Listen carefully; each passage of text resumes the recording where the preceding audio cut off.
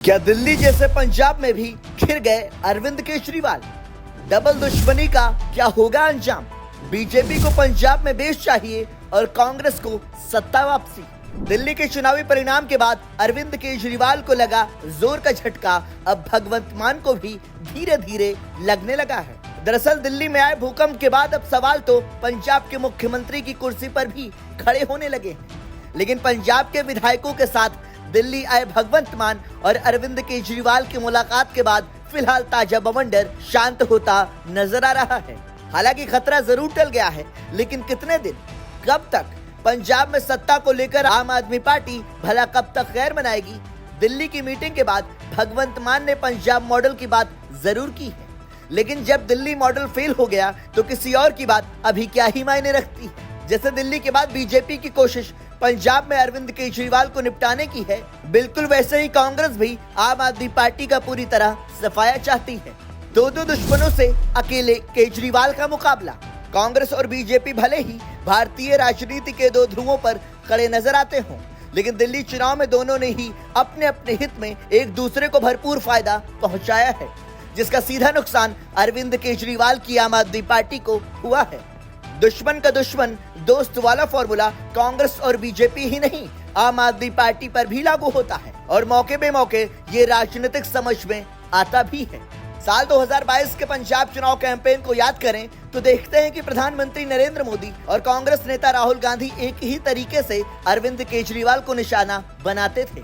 कुमार विश्वास का बयान तो बीजेपी के लिए था ही, लेकिन राहुल गांधी के भाषणों में भी अरविंद केजरीवाल के आतंकवादियों से रिश्ते को लेकर बराबर सवाल उठाए जाते थे। कांग्रेस को केंद्र की सत्ता से बेदखल करने में बीजेपी को अरविंद केजरीवाल के रामलीला आंदोलन से फायदा हुआ और आम आदमी पार्टी तो कांग्रेस को ही काटकर अपनी जगह बनाती आई। अरविंद केजरीवाल अपनी चाल चल रहे थे, लेकिन कांग्रेस ने बीजेपी वाली छोर से हमला बोल दिया और दिल्ली में खेला हो गया। दरअसल दिल्ली के साथ साथ पंजाब के राजनीतिक हालात और आने वाली मुश्किलों को अरविंद केजरीवाल ने समय रहते भांप लिया है और सक्रिय भी हो गए हैं।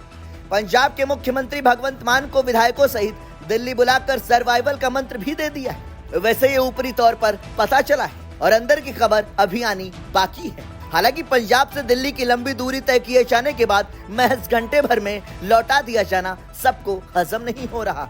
बीजेपी को पंजाब में बेस चाहिए और कांग्रेस को सत्ता में वापसी। पंजाब में बीजेपी अकाली दल के भरोसे राजनीति करती आई है, लेकिन किसान आंदोलन के दौरान कृषि कानूनों के मुद्दे पर बादल परिवार ने एनडीए छोड़ दिया। तब अकाली दल की हरसिमरत कौर केंद्र में मंत्री हुआ करती थी।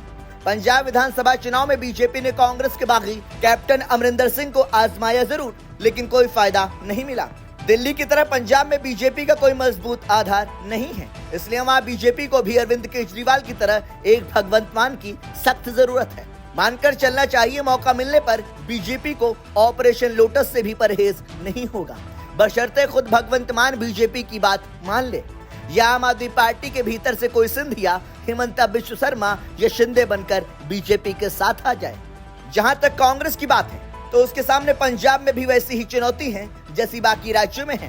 पंजाब में भी कांग्रेस की समस्या हरियाणा, मध्य प्रदेश, राजस्थान और छत्तीसगढ़ जैसी ही है। आपसी गुटबाजी लगातार भारी पड़ रही है और राहुल गांधी के पास कहीं कोई राजनीतिक समाधान नहीं है।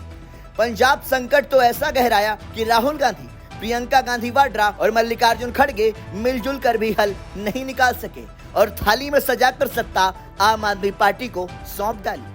वही अरविंद केजरीवाल के लिए स्वाति मालीवाल अलग ही मुसीबत बनी हुई है। दिल्ली के बाद अब वो पंजाब को लेकर मुहिम शुरू कर चुकी है। किसी और का बनाया वीडियो शेयर करते हुए स्वाति मालीवाल ने सोशल साइट एक्स पर लिखा, ये पंजाब के जीरकपुर का वीडियो है। खुलेआम डिसल्टिंग के नाम पर दरिया से रेत चोरी हो रही है।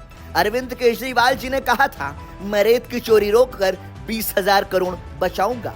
आज पंजाब में ऐसा हाल है कि कर्मचारियों को सैलरी देने तक के पैसे नहीं हैं। ये 20,000 करोड़ कहां गए? ब्यूरो रिपोर्ट, संदेश वाहक।